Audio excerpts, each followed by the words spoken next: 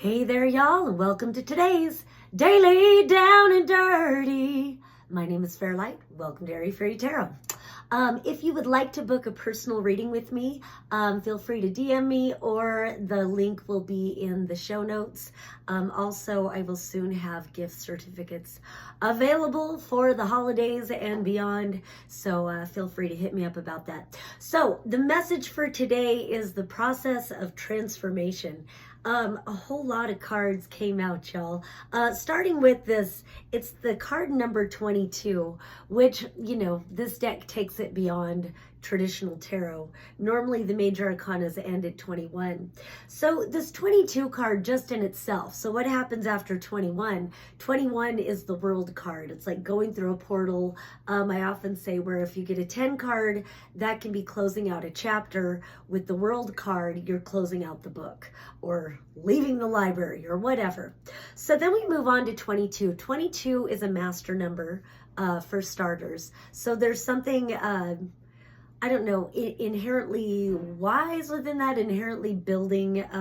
2 is a number of duality and balance, so to have that compounded 22. And this particular card, I always see it as a long dark night of the soul card, and she landed kind of reverse, but not entirely.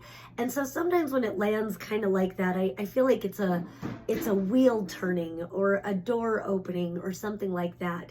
It is more in the reverse. So, and then looking at the rest of the cards, that's where I was like, oh, in the process of transformation. Man, I just want to say owls may be significant.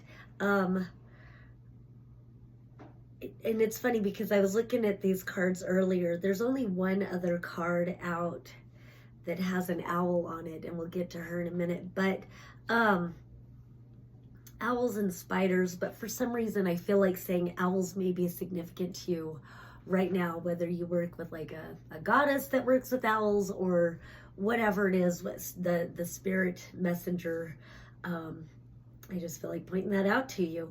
And there's something about how this owl, she's got something in her hand, and it looks like a stone, but then it looks like it has a moon in it. So it's like she's got this whole universe in her hand, and there's something about the owl sitting right on top of that.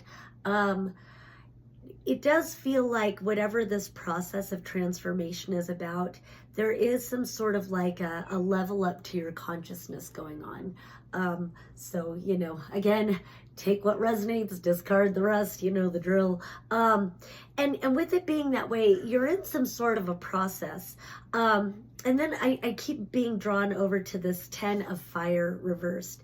This was another like in the process of, and with it being reversed, and again, this kind of wanting to be present is mostly reversed and coming out of that. And then just looking at this card just in itself, where there's this great, like, amazing enlightenment taking place. Traditionally, the 10 of fire is about laying down your burdens. This one definitely goes above and beyond that message, where it's like burning the weight of the world off your shoulders and finding this inner enlightenment. Something with both of these being here but being reversed, and then the rest of the cards, like it's an intense transformation that it's speaking of, that maybe, I guess we're going through collectively. The astrology definitely supports that, with both Neptune and Saturn moving back and forth across that anaretic degree, 29 degrees Pisces into 0 degrees Aries. And we'll see them come together next February at 0 degrees of Aries. So we are on the precipice of great change as individuals and collectively, but I feel like whoever this reading is for, it's very much about saying yes to things that you've been trained to say no to. So, generic examples could be, say you saw spirits as a child, and then your parents told you there's nothing there, quit making up stories. Or, a lot of times when I'm doing a palm reading, there's this line that indicates that, people are channels.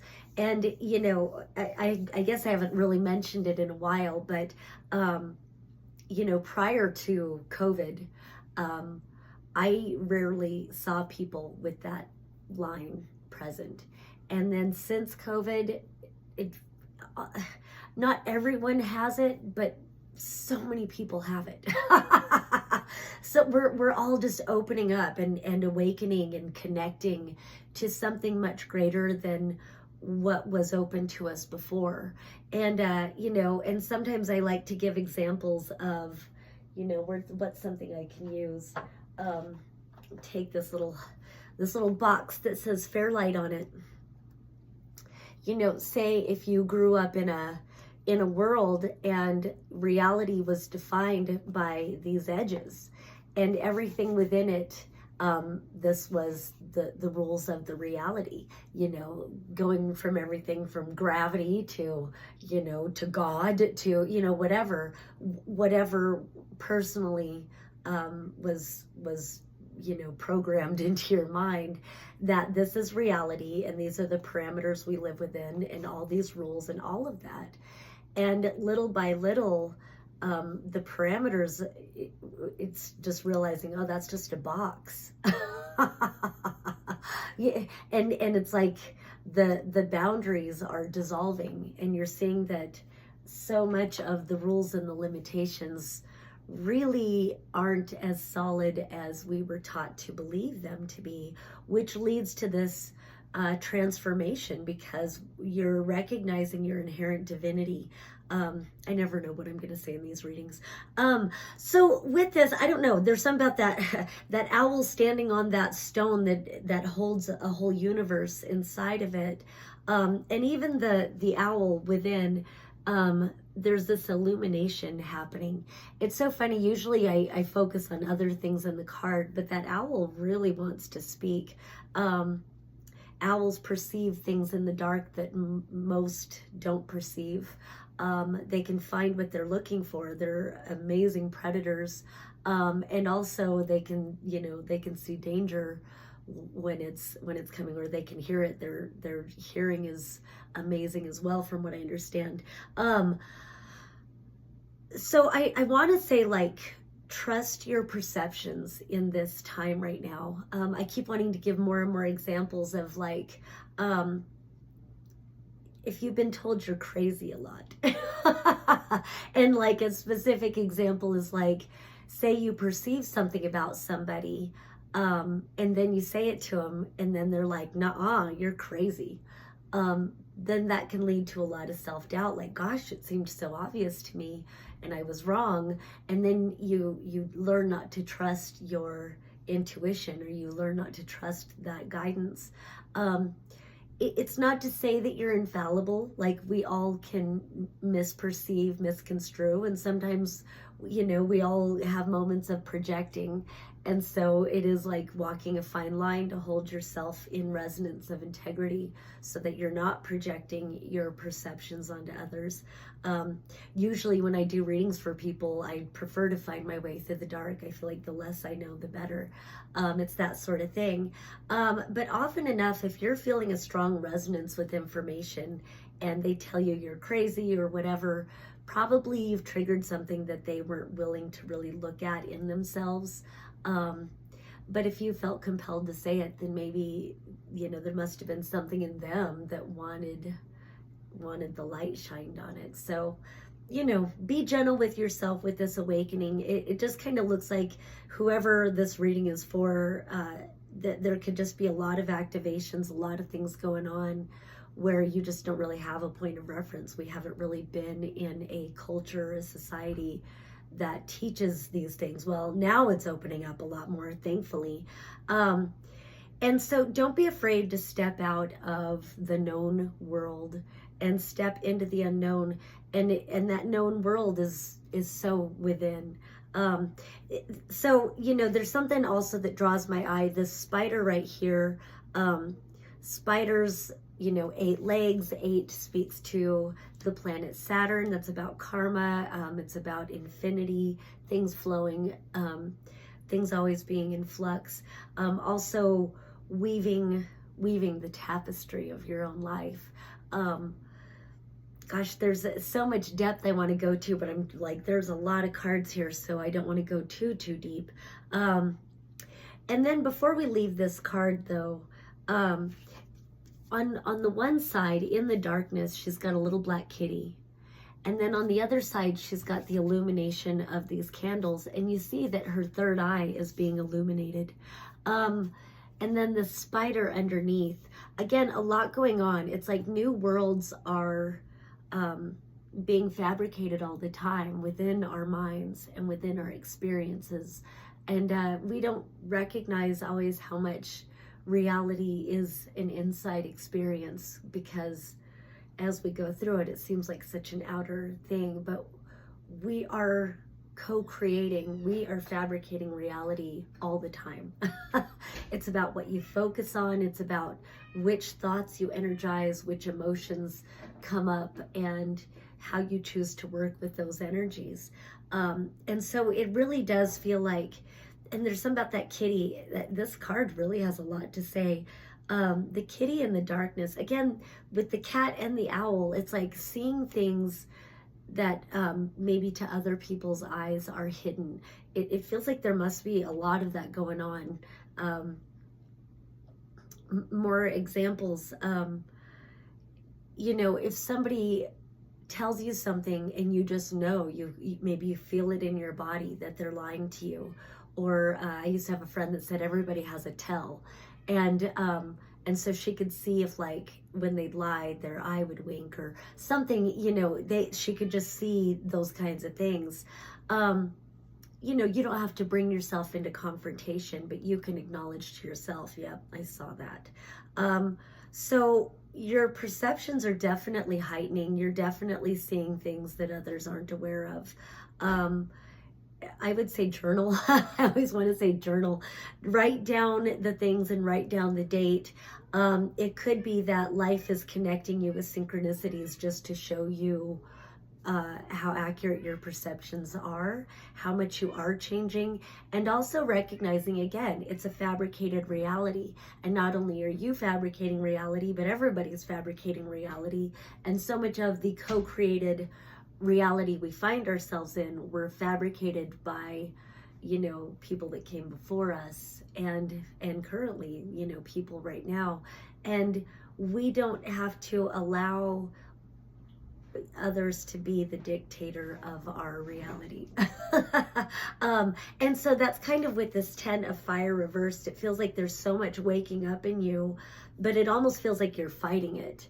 And I think this could be connected more into self-worth than anything. Like, who am I to be powerful? And then I love that question, who are you not to be? If all of this is waking up within you, why not fuck around and find out and see what it is that you can experience in life? So we've got this 7 of water, and these fish are flowing right to this ace of fire reversed. And you know how much I love, or maybe you don't, how much I love 1s and 10s. Because 10 indicates the completion of a cycle. 1 plus 0 equals 1, and 1 is about initiating brand new things. Aces are number 1s. And again, here we have that spider. With this being reversed, I always feel like with that spider sitting on that giant golden egg, first talking about the element of fire, and I do love that we've got the ace of fire and the 10 of fire. Yes, they're both reversed, but again, this just speaks to a transformation that's taking place, that it's not like you run a race and you cross the finish line. It's more like you are establishing a garden and a home with a foundation. And these are like long processes where you really want to give it a solid foundation. You really want to make sure the soil is fertile. You want to nurture what you're growing and cultivating. So it's funny that talking that way, and where fire is not really associated with patience and nurturing and cultivating. Fire is more about passion, motivation, inspiration, action, courage, desire, really going after it. But fire burns out, whereas earth, you know, I love the combination of fire and earth. And with this egg, it kind of feels like that. There's some sort of a gestation process. So with both of these being reversed, it does look like you're kind of closing out old cycles.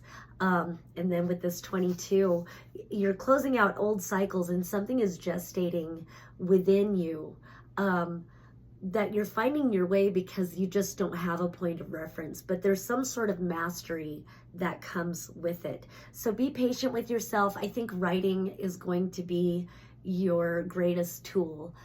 Document not only your perceptions, but also your ideas, your guidance, whatever downloads you receive. And with this, the way these fish are floating over here, the 7 of water is about like, you know, kind of being spoiled for choice. You've got so much open to you, so it's like choosing what is most fulfilling.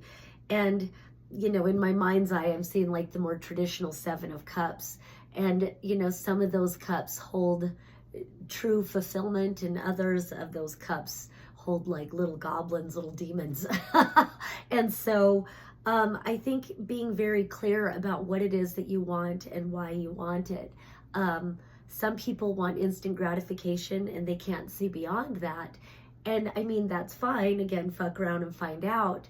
But sometimes that instant gratification leads to, you know, a toxic relationship, or, you know, or it affects your health in some way or whatever. So I think taking that time and allowing it to gestate, you know, identifying, yes, the instant gratification, but then also the long-term, if you recognize that you are weaving the tapestry of your life, and it kind of looks like you're getting a fresh start opportunity, you know, maybe what you really want is worth the commitment, is worth waiting for, even if you don't get instant results. And then I just want to point out that you've also got this king or father of water, and also it looks like the hermit card, but it's also number 10. So here we've got these 2 10s. So talking about closing out cycles and starting something over. Normally number 10 is the wheel of fortune, and that's where things begin moving in your favor, especially in the upright. And normally the hermit is card number 9, but for some reason she kind of combined the 2 into this one. And again, so interesting. There's like a whole another universe through this cave, which reminds me of this stone that she's holding here. At first glance, it looks like this person is standing outside of a cave, and there's like a tree and all this stuff. So it looks like they're standing outside of a cave looking to go within, which is true. But then if you look deeper in the cave, I don't know how well you can see that, but there's this like, it's a star-filled sky. So really, he's leaving the cave and going into this greater unexplored universe. And I always feel like this kind of reminds me of a vagina, a birthing canal. So there's some sort of a rebirth, something going on. Again, process of transformation. So I would definitely say ignite your passions, identify your passions, but then slow down and invest in them. So then we've got this whole slew of cards here. On one end, we've got this very sexy, wild, feminine energy. On the other end, we've got what looks like the Fool, but it's card number 3. Again, she goes her own way with this deck. Very much looks like the Fool setting out on a new adventure. And then in the middle, we've got this like, this healing, this like medicine man. And so I kind of want to start in the middle and move in this direction first. This being at the center of the reading, it feels like I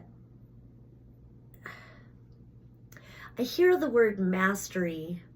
I know in this deck there is like an apprentice, and then there's also like a sage, a wise old sage, and then we've got this medicine man. I love that in this deck she takes so many different aspects of what it is to be a person in the masculine and the feminine forms. There's an opportunity for finding your medicine. It kind of reminds me of Chiron, which is a dwarf planet that embodies humanness. It, you know, what it is to be human. We're all wounded. We're all wounded warriors in one area or another. Some walk around with greater wounds than others. I almost was like, wascally wabbit. No, I'm just kidding. And this is card number 11. So just interesting with all the ones, the 10s, the 1, the 11, something about, and I didn't even realize this, but we've got this card number 10 and then card number 11. So it's like through that portal, you start to discover your own medicine. And then underneath that, we've also got the Maiden card, which is card number 2, but because they use Roman numerals, it looks like an 11. There's something about walking through the doorway. A new doorway, yeah, is definitely opening up for you. And through that doorway, there's this self-discovery, an opportunity for self-mastery, to find your own wisdom, to find your own magic, to connect with that energy in such a powerful and meaningful way. So I love that we've got this masculine standing in his power as this medicine, this healing energy. But then we come back here and it starts with this wild, divine, feminine energy. She's naked. I know, you know, there's platforms that don't like that. I think there's nothing wrong with the human body. Nakedness represents transparency. She's got nothing to hide. She's not trying to dress up for anybody. She's not trying to create an illusion. She is who she is. And in that self-knowing, she's very confident, she's very alluring, and she's very relaxed. She trusts that everything she needs will come to her. So there is something about a self-reliance within this card. And I love that both of these cards, again, she's like all shrouded. She's like hiding underneath the skin, like she's all shrouded. And then, oh wow, and this is card number 23. Interesting, the sequential kind of thing. So there may be, life may be, there might be a method to the madness with all of this, like unlocking activations, that sort of thing. Sometimes it could feel like you want to move forward, but you have to kind of stop and stay with a step, because this one was like this. But we go from the 22 to the 23. Again, so it's like life steps. There's some sort of sequential order for you to move into. And so this kind of says, I'm willing to go through the transformation. And then it's like, I'm willing to accept and embrace my truth, my authentic, transparent expression of who I am. I am comfortable in my skin. And both of them with the owl, I don't know, something about the owl energy that just really wants to speak today. And you know, one's in the kind of in the darkness moving towards the light, and this one's fully in the light of day. So it's funny because at first I wanted to talk about a message of seeing what's in the dark, perceiving what others may not be able to perceive. And now there's something about also seeing the blatant truth of what's right out in the open, and the way we do tend to wear facades. You know, probably my favorite saying lately is there's not an honest thing about conformity, because there's not, you know. And with this leopard there too, I like to see it as adopting new patterns, changing your patterns. So there's something about clarity and perception, and because so, you know, so often it's like, again, we're trained with conformity, with all of that indoctrination. We can see the elephant in the room and we're just not allowed to talk about it. And why all of this, we're not allowed to talk about it? You know, if there's an abusive relative, we're not allowed to talk about it. If there, you know, if the boss is doing something sneaky, we're not allowed to talk about it. If there's, you know, or even a coworker or whatever, all these different things. I feel like there's the transformation you're going through is definitely leading you to standing in your power, standing in your transparency, standing in your authenticity, and allowing the truth to be your protection. like having that much self-confidence that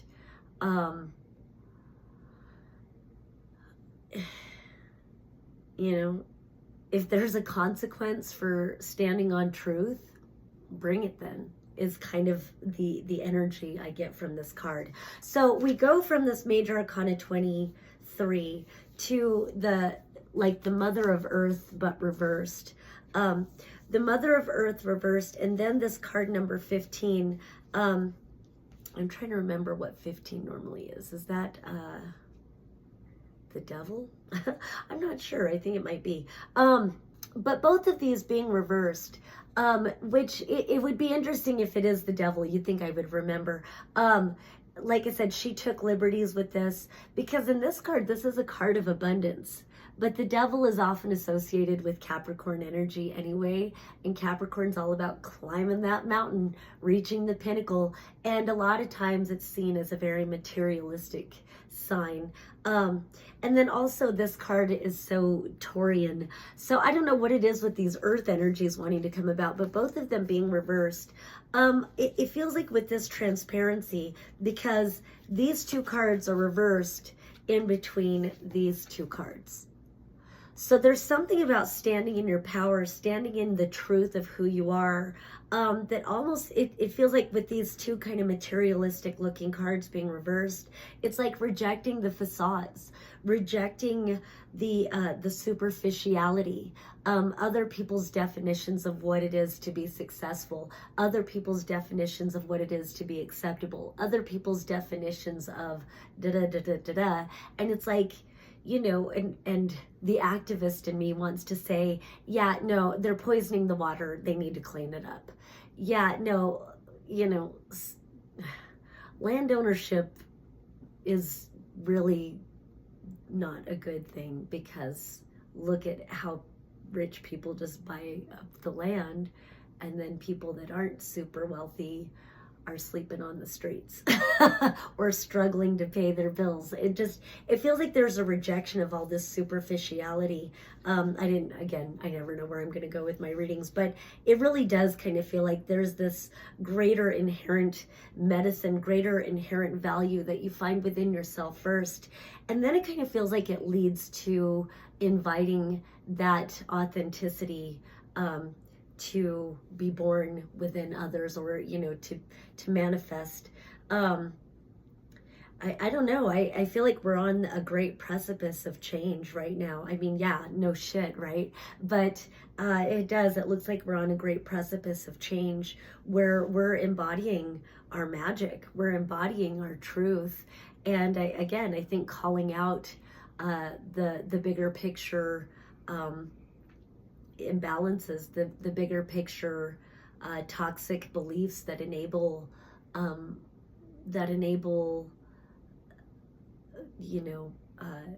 unnecessary problems and control. So then we've got the death card, number 13. It's interesting, we've got both of these 13s right here too.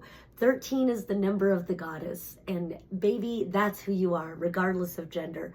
Both of these being reversed though. So there's something, you know, you see that there's a baby inside of a golden egg, wrapped up in this snake, and then sitting, I always want to say, resting on the laurels of death.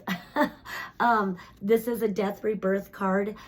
This being reversed, it, again, same as this with this golden egg. Something is gestating, and there's something with this snake imagery as well. Snakes represent healing. That's so much the caduceus. Snakes represent healing. Also, you've got frogs on this picture. There's something about transformation with that too. But being able to move into different dimensions. And there's a frog on this card as well with that snake. So there's something about shedding the old skin. When snakes shed their skin, I love talking about how, you know, if they have parasites, they slip out of that skin and the parasites are shed along with it. So there's something about being able to transcend, to move out of, to release those things that maybe hang on to you. And for some reason, I'm hearing like addictions or habits sort of a thing is like parasites holding on to you that, you know, say if you're a smoker, you might one day just be like, I don't want to put this into my body. Like, I feel like there could be major sudden transformations that lead to these greater transformations. And it's like, as a result of no longer smoking, now not only has my health improved, but so many other sentences have heightened too. I can't remember which book it is. It might be Louise Hay's You Can Heal Your Life, where she talks about smokers use the smoke as like a smoke screen, and they kind of hide behind that. And so it's interesting, like, we don't normally correlate what seems normal to us, but when we go deeper into like root causes, there's a lot of potential for healing right now. So again, I get the sense of gestation, but you emerge stronger and clearer and brighter as you embrace these opportunities for change. And coming back to this ace, it just because it's reversed doesn't mean the door isn't there. It just means you haven't found the keys to unlock it quite yet. And again, this feels like something in gestation. It feels like as things are closing out, you're going to be receiving more keys and more doors will open. And sometimes it can feel like a tunnel. You know, you open a door into another room and it's like, well, I don't feel like I've really gotten very far away from the door I just crossed through, the room I just left. But incrementally new doors will open until you cross the threshold into something that's really aligned to your passion, your creative inspiration, whatever that is. So then we've got the Six of Fire reversed before we get to this Major Arcana 3. I don't, you know, this is such a card of diplomacy. It reminds me of the Hierophant, even though it's a fire card. But for some reason, when I looked at it reversed, it felt like there was a conflict between head and heart. You know, and that makes a lot of sense. That's part of this renewal, part of this rebirth, is that we really are fighting indoctrination. We really are, and I don't know if I like the word fighting. It's more like we are evolving out of, you know, people who live their lives, you know, being told they have to follow the Bible, for example. You know, there are those that have accepted, yeah, the earth is older than 6,000 years old. But there are those who still cling to that. No, this is what I was taught, I have to believe. It's that sort of thing. There's people that have been shown evidence that the earth is flat, and then they cling to it even in the face of evidence that the earth is a sphere. I like to use that example a lot.